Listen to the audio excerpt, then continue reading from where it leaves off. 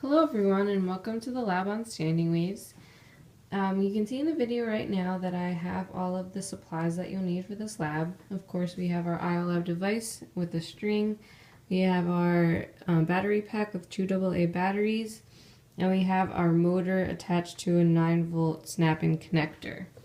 So the first thing that you will want to do is make sure that when you attach your snap-in connector to the battery, you should see that your motor actually works. So you just saw it vibrate pretty crazily, so just make sure that that is working.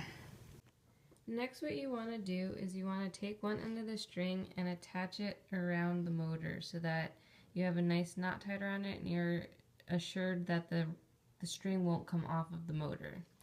The other side of the string should be attached to the eye bolt, which is attached to the force probe on the iOLAB device. Okay, so next comes the fun part.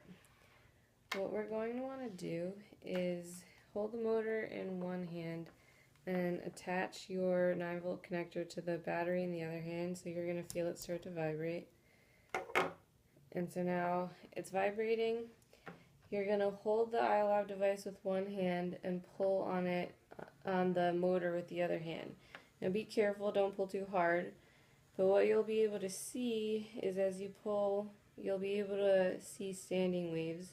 And as you pull harder, you'll be able to see different standing wave patterns. So right now I'm seeing one with 2, 3, 4 nodes. And if I pull harder, I get 3 nodes now. So the trick to this lab is that once you find a standing wave pattern, so right now I have 3 nodes, you're going to hold that for a few seconds and then you're going to drop the device.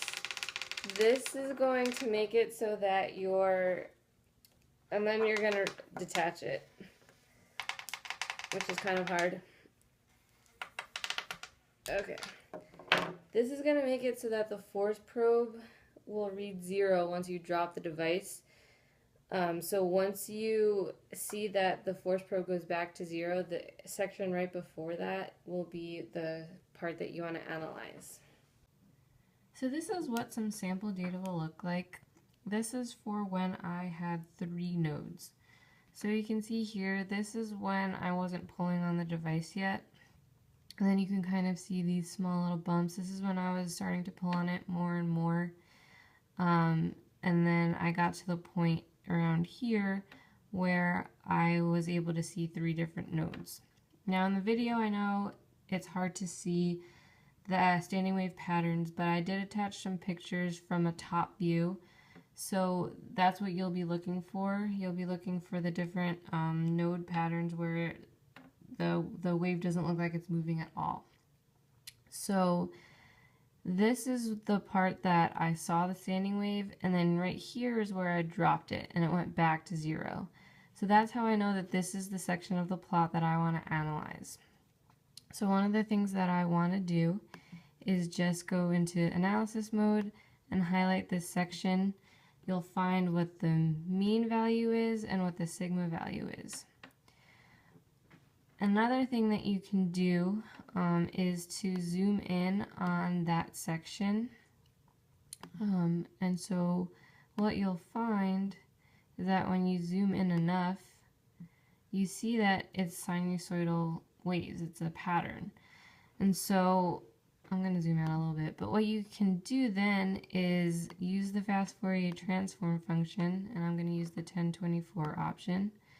And you can highlight a section of the graph and you can see a peak in the bottom. So if I click here, I'm looking at this peak now, and I can see from these over here the values of the frequency.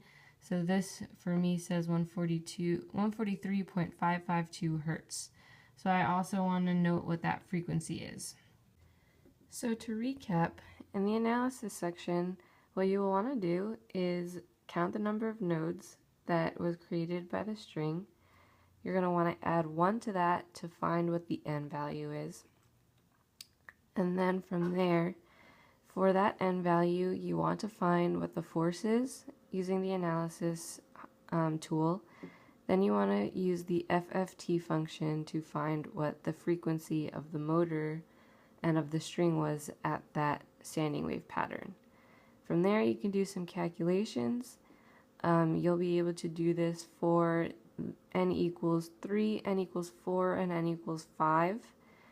And from there, you'll be able to find what the mass of the string is and compare it to the known value.